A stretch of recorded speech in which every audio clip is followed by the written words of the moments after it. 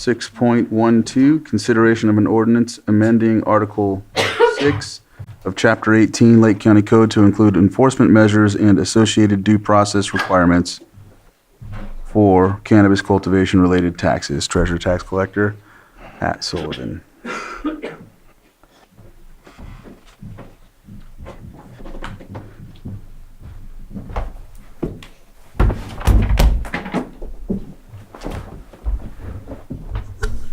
Good afternoon. Thank you for having us today. I'm Patrick Sullivan, Treasurer Tax Collector. I'm here with Liz Martinez, the Assistant Treasurer Tax Collector.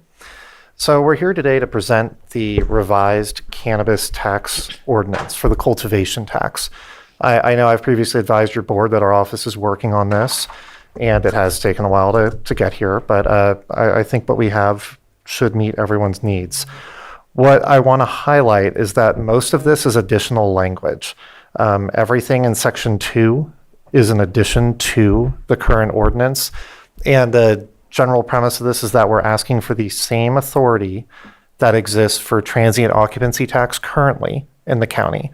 So you're going to see a lot of the same language. And there's some overlapping language to try to get it consistent with the cannabis business tax ordinance. And so those are the two pieces. This is the same type of authority that we have for both occupancy tax and unsecured property taxes. So you'll see the ability to place liens, levy bank accounts, garnish wages. These are some of the typical actions that county tax collectors use to collect these types of taxes. I would also note that this is the same language that other counties with the cannabis cultivation tax has. So this is sort of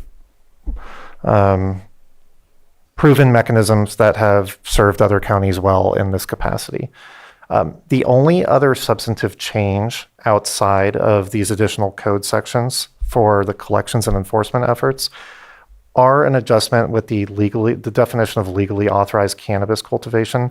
I'm sorry, for some reason the track changes didn't come through on this, but in the first section, we do clarify that Prop 64 passed after this measure.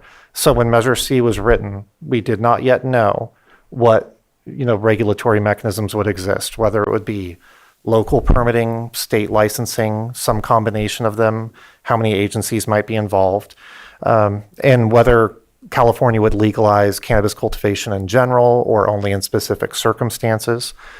So our ordinance now, just this language change, it includes medical cannabis cultivation, commercial and recreational cannabis cultivation, so that we're not stuck trying to distinguish any types here. Essentially, our office's goal is that we want to tax the activity of cannabis cultivation and not get bogged down in some of these other definitions, because we have previously had issues where people are saying they lacked a particular fish and wildlife permit or some other permit that was then altering the amount of the tax. And really, we want to focus on the activity, that if you're cultivating cannabis, you should be receiving a tax bill. And utilizing the permitting data from CDD would just be another resource that we have. It would certainly be our primary resource, but it would not be the exclusive resource in determining the tax bill. So I'm happy to answer any questions if you have them. Supervisor Sabatier? Yeah, I spoke with County Council and looking at Section 18-60.2, and Mr. Sullivan, you and I had a deep conversation about that one as well.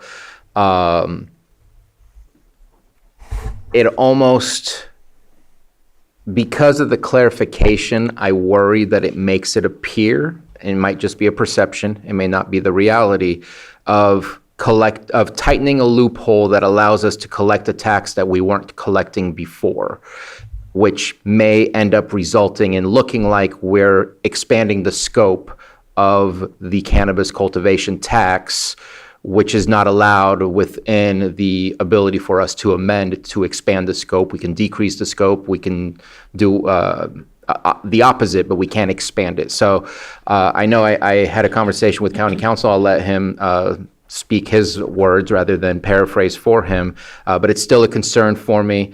And also the continued use of cannabis business throughout the rest of the document in the new section.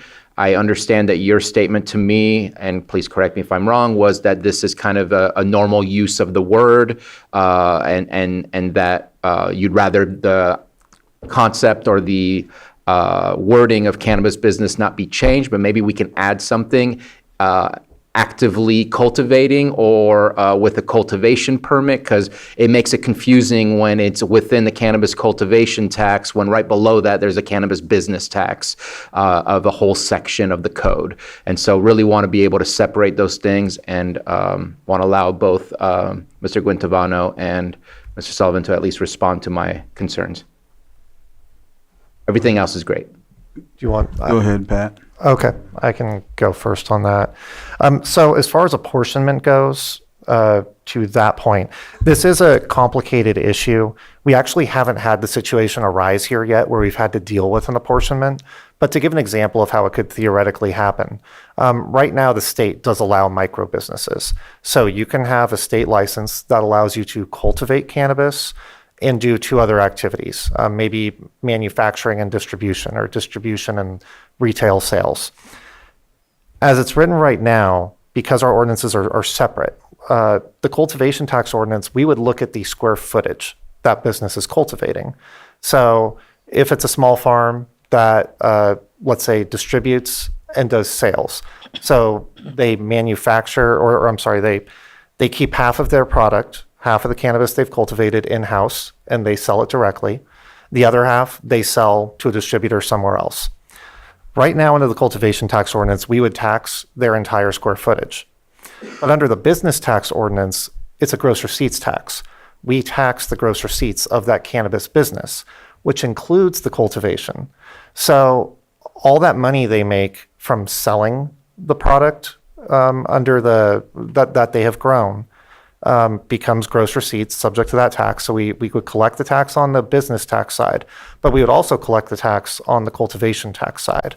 I don't know that that was the intent of the voters. That means that if you were to run a micro business with cultivation, you're taxed under a gross receipts model and a square footage model, which I guess I see right now. The example that comes to mind is one where you'd end up taxed more without this language. But to Supervisor Sabatier's point, we haven't seen all the different incarnations of these business types and what happens if they're allowed to straddle jurisdictions or anything. I can also imagine a scenario that Supervisor Sabatier is raising where somehow, even though we haven't encountered it yet, it could be the opposite, that maybe there is a way this results in an increased tax. Like I said, I can't think of a scenario right now. It doesn't mean that there wouldn't be one. I don't know if we want to break this issue down, if you want to go next, Lloyd. Go ahead, Lloyd.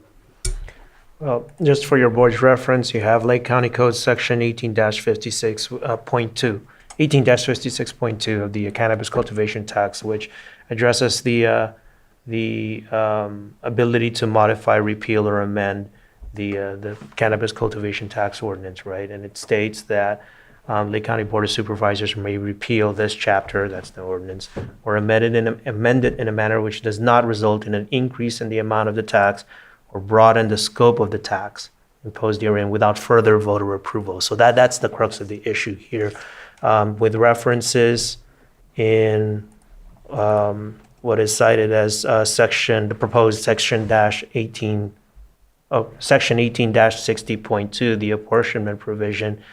That provision makes reference to a person operating under the cannabis cultivation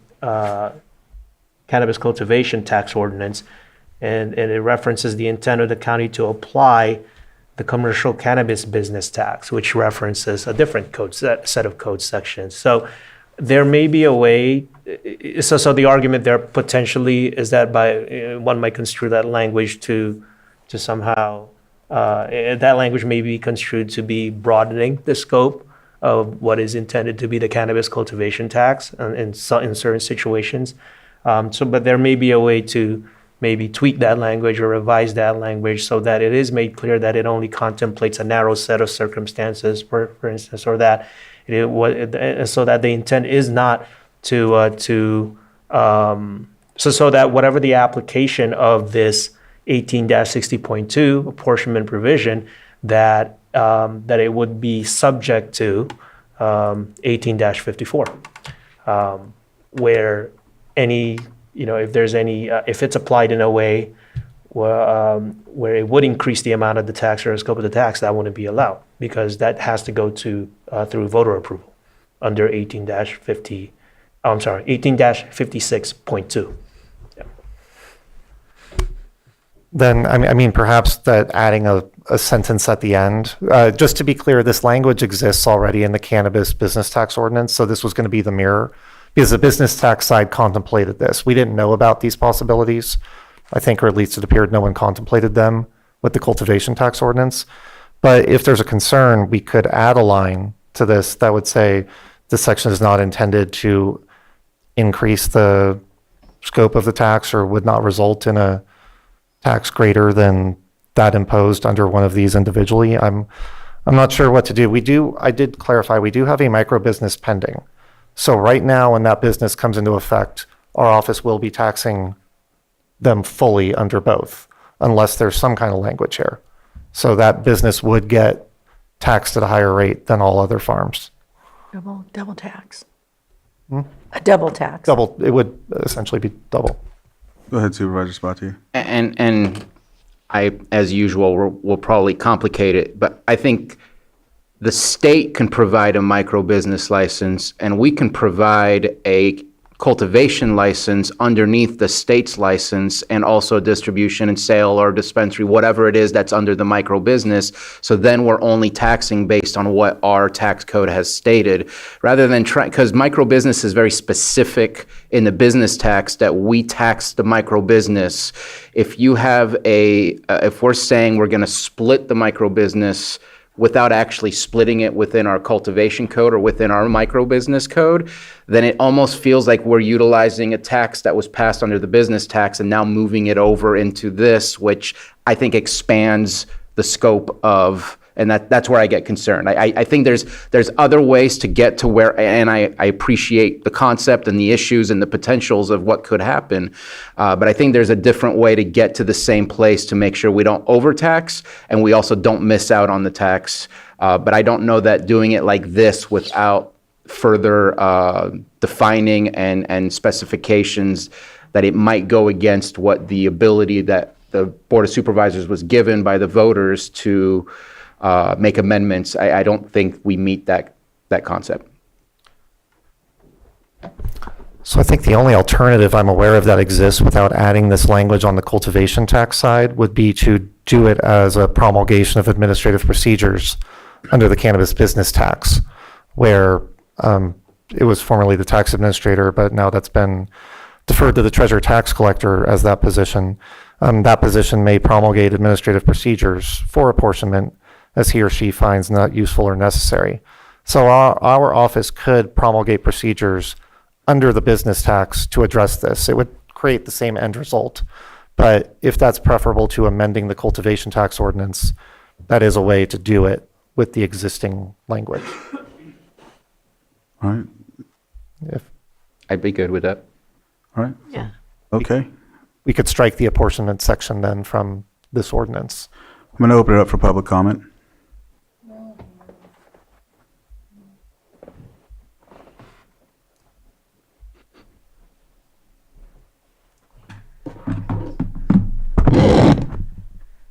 Good afternoon, supervisors and staff. Margot Kambara. Let me see. Sorry, I have to find my place here. Oh, God. Oh, here we go.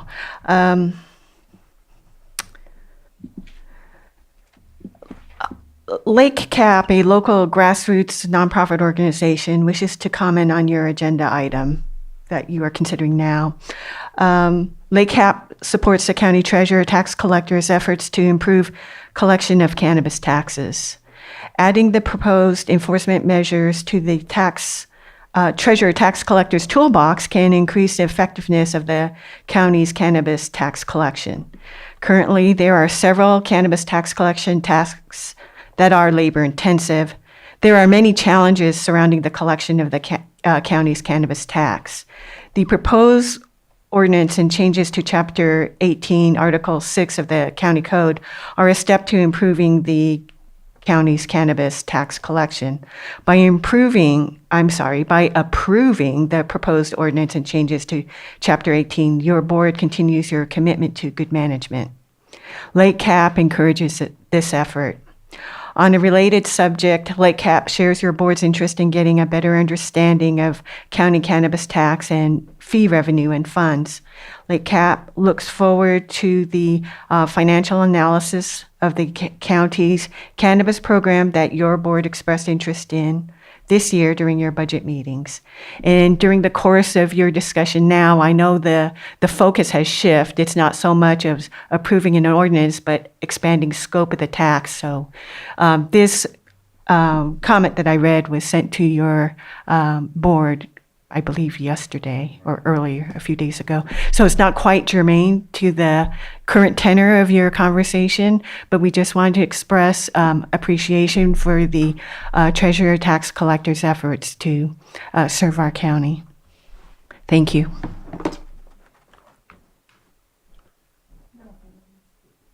All right, if there's no other comments, I'll close public comment, and I don't know if you wanted to go first, or Pat, did you want to? Well, there was a second portion, the Supervisor Sabatier's questions. Oh, I was gonna thank circle you. back.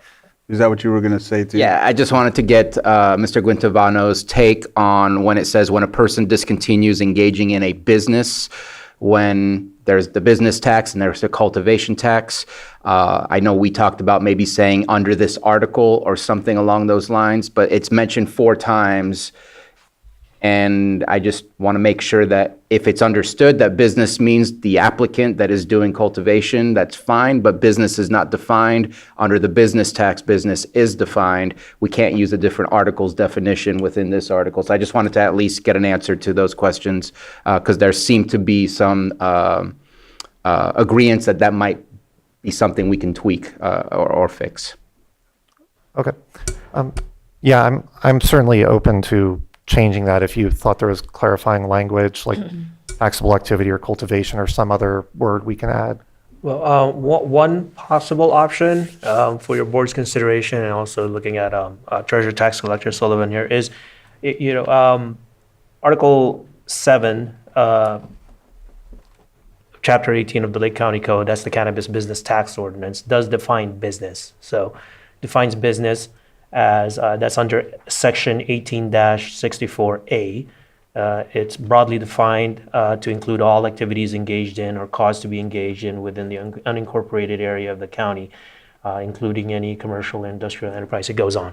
Right. So one possible option for your board, if Treasurer Tax Collector Sullivan is open to this, is to just utilize that same definition and place that definition, add that as utilize that definition under 18-64A under the Cannabis Business Tax Ordinance, and use that same definition as the definition of a business because it's not defined in Article 6 of Chapter 18.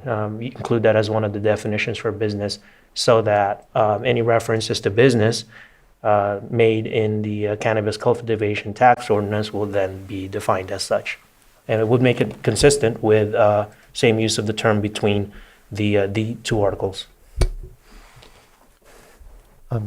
I would agree with that recommendation. I think that would be helpful, but I'm not sure that completely clarifies the question that gets raised is in terms of what activity is being regulated. So do you think it would make sense to add, taxable activity or something, or cultivation as defined in this article? Because cultivation includes planting, seeding, germinating. Do you think it would be helpful to add both?